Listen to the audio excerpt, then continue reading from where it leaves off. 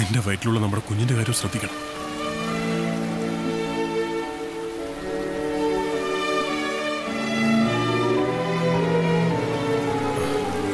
എനിക്ക് പോയേ പറ്റൂ. അതാ. ഓക്കെ മരിയ, നമുക്ക് പോവാറായി. ഞാൻ നിന്നെ എടുക്കാം. ഓക്കെ.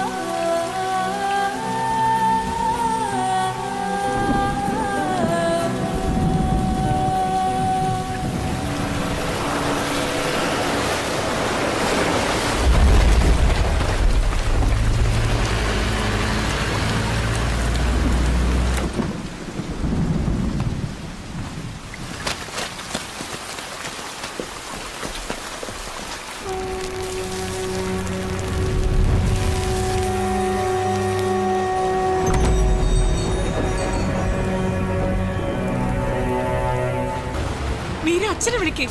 നമുക്ക് സമയം കളയാനില്ല മീര, വേഗം വിളിക്കൂ. അച്ഛൻ പ്രാർത്ഥിക്കുകയാണ്. ബോട്ട് നമുക്ക് വേണ്ടി മാത്രം വെയിറ്റ് ചെയ്യുന്നത്.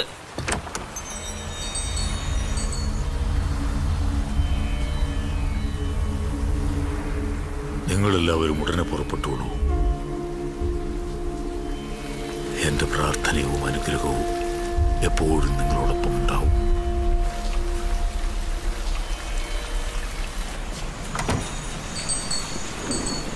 അച്ഛൻ വരില്ല റസിയ, വരാൻ കഴിയില്ല. ഭാര്യ മരിച്ചതിന് ശേഷം അദ്ദേഹം പുഴ കടന്നിട്ടില്ല. അച്ഛനൊന്നും സംഭവിക്കാതിരിക്കാൻ നമുക്ക് പ്രാർത്ഥിക്കാം. വാ, നമുക്ക് പോവാം. ഞാൻ വരില്ല. എന്ത്? അദ്ദേഹത്തെ വിട്ടിട്ട് ഞാൻ എവിടേക്കില്ല. മീര, നീ എന്താ ഈ പറയുന്നേ? അകത്തിരിക്കുന്നത് എന്റെ അച്ഛനാണ് റസിയ. സാം, നമുക്ക് പോവാം. ഇല്ല, ഞാൻ വരുന്നില്ല. മോൻ നല്ല കുട്ടിയല്ലേ, വാശി പിടിക്കല്ലേ. ഞാൻ പിന്നെ വന്ന് മോനെ കണ്ടോളാം. Okay? Okay. Thank you Neha.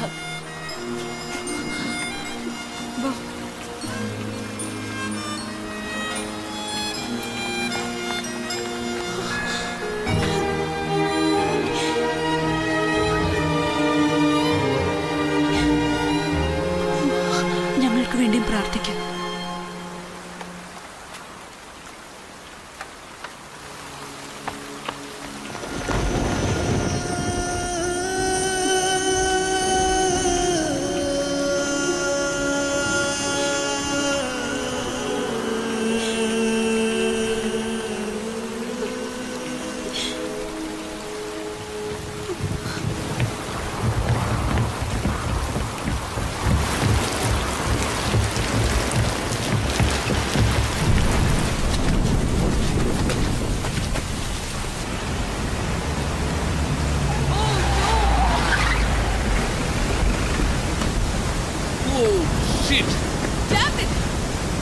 വേറെ വഴിയൊന്നുമില്ലേ? കാട്ടിലൂടെ വഴിയുണ്ട്, പക്ഷെ കൂടുതൽ സമയമെടുക്കും.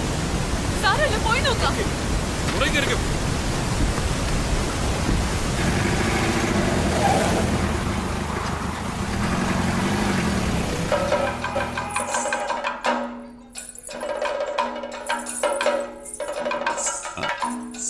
അയാൾ ചൂണ്ടിക്കാണിക്കുന്നത് നിങ്ങളെയാണ്.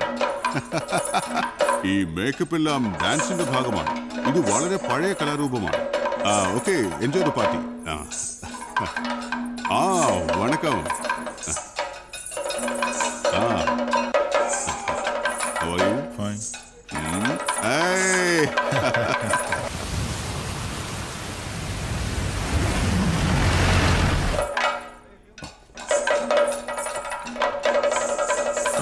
Excuse me.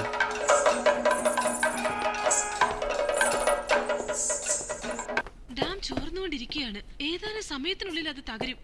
ആയിരക്കണക്കിന് ആളുകളുടെ ജീവനാണ് അപകടത്തിലാവുന്നത്. എത്രയും പെട്ടെന്ന് എല്ലാവരും സുരക്ഷിതമായി ഉയർന്ന സ്ഥലങ്ങളിലേക്ക് മാറണമെന്ന് അഭ്യർത്ഥിക്കുന്നു. ഡാം ചോർന്നുകൊണ്ടിരിക്കുകയാണ്. ഏതാനും സമയത്തിനുള്ളിൽ അത് തകരും. ആയിരക്കണക്കിന് ആളുകളുടെ ജീവനാണ് അപകടത്തിലാവുന്നത്. എത്രയും പെട്ടെന്ന് എല്ലാവരും സുരക്ഷിതമായി ഉയർന്ന സ്ഥലങ്ങളിലേക്ക് മാറണമെന്ന് അഭ്യർത്ഥിക്കുന്നു. വേഗം നടക്കൂ, വേഗം.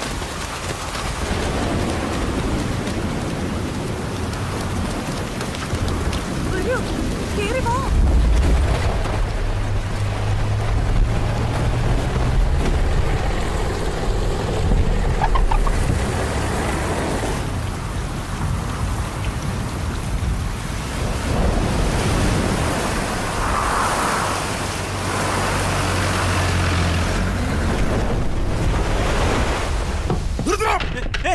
എന്താ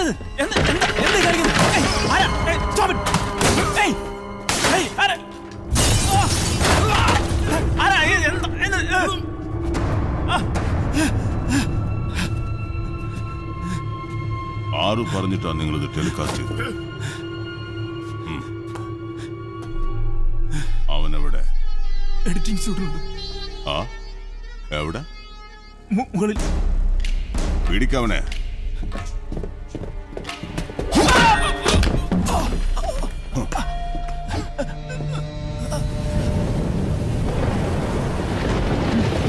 ഇവൻ പറഞ്ഞ സ്ഥലം ഇവിടെ ഡാമിന്റെ അടുത്താ. ഇവൻ തന്നെ കാണിച്ചു തരുന്നു.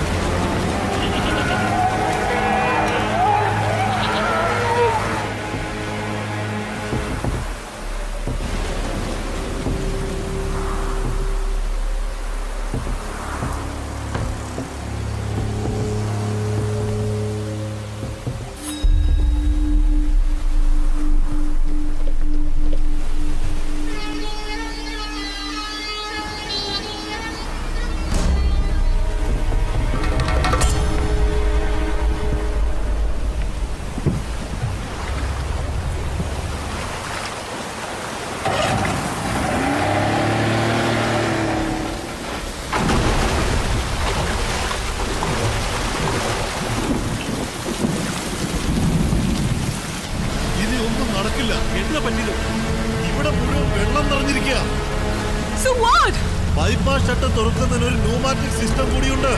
ശരി, എന്നാ നമുക്കത് തുറക്കാം. പക്ഷേ അതിന്റെ ഓപ്പണിംഗ് വാൽവ് ഈ വെള്ളത്തിനടിയിലാണ്. നമുക്കൊന്ന് ട്രൈ ചെയ്താലോ? നമുക്ക് ട്രൈ ചെയ്യാം.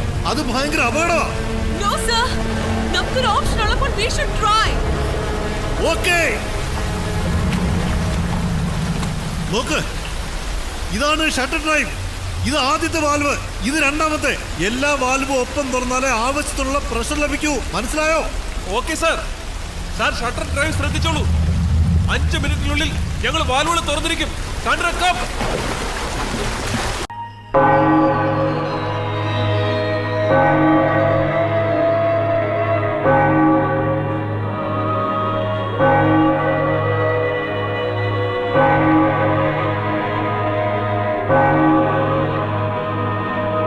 ഈശോമിശിഹായ്ക്ക് സ്തുതിയായി കിടച്ചു.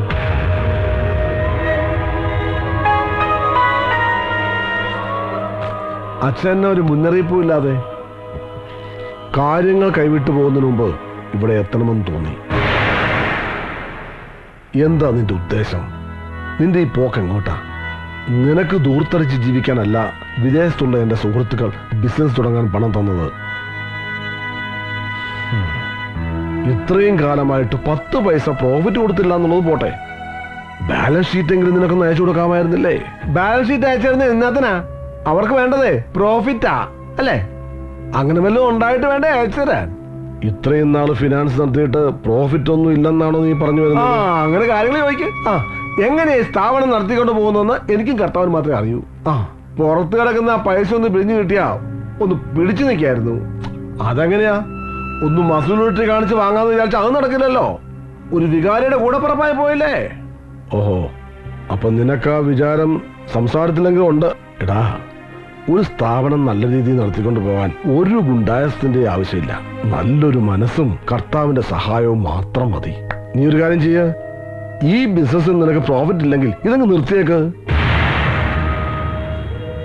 ഒരു പട്ടക്കാരനും സഹോദരനും കൂടി വിദേശ മലയാളികളെ ചീറ്റ് ചെയ്തു എന്ന് പറയാൻ ഇടവന്നാൽ അവരോട് സമാധാനം പറയേണ്ടത് ഞാനാ. നിന്റെ പേരിൽ ലീഗൽ ആക്ഷൻ എടുക്കാൻ വരെ അവര് തീരുമാനിച്ചിരിക്കുക. അയ്യോ എന്റെ പൊന്നച്ചോ, വെറുതെ വരട്ടാതെ. ലീഗലായിട്ട് അവരെന്നാ പൊളുത്താനാ? ഒരു ചുക്കും ചെയ്യാൻ പോകുന്നില്ല. അല്ല, ഉള്ള കാര്യം നേരെ ചോദിക്കാമല്ലോ. അവരെ ഇവരെന്തൊക്കെ വെറുതെ വഴിമാറി പറയാതെ അച്ഛൻ ഈ ബിസിനസ്സിൽ എന്നാ വേണ്ടെന്ന് വെച്ചാ പറ. എടാ, അന്നേ ചെറുപ്പത്തിലെ പൗരോഹിത്യം സ്വീകരിച്ച് എല്ലാ സുഖങ്ങളും ഉപേക്ഷിച്ചാണ് ഞാൻ. നിന്റെ നെറുകേടിന് കൂട്ടു നിൽക്കേണ്ടി വന്നാൽ അന്ന് ഞാൻ ഇല്ലാതാകുന്നതിന് തുല്യമാ. എനിക്കിപ്പോ ഈ നിമിഷം ഫൈനാൻസ് കമ്പനിയുടെ അക്കൗണ്ട്സ് കാണണം. എവിടെയാണ്? അതൊന്നും ഇവിടെ ഇല്ല. അല്ലാതെ അച്ഛൻ ഒന്നും കാണുകയും വേണ്ട. കാണാൻ പറ്റുമോ ഞാൻ നോക്കട്ടെ. എന്നെ വിടെ നീ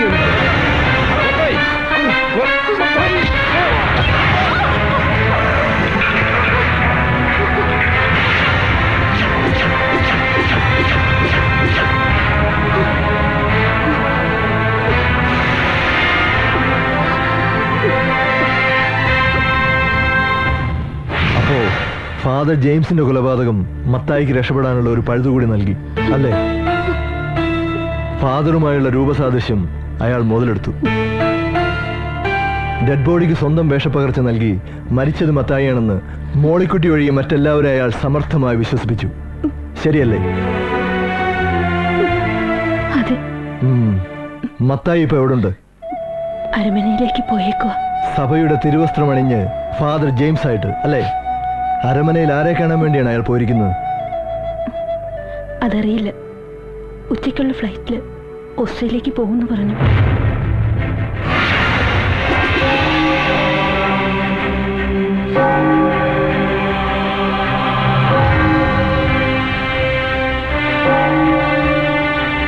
ഫാദർ ജെയിംസ് ഇപ്പൊ എങ്ങോട്ടാ പോയത്?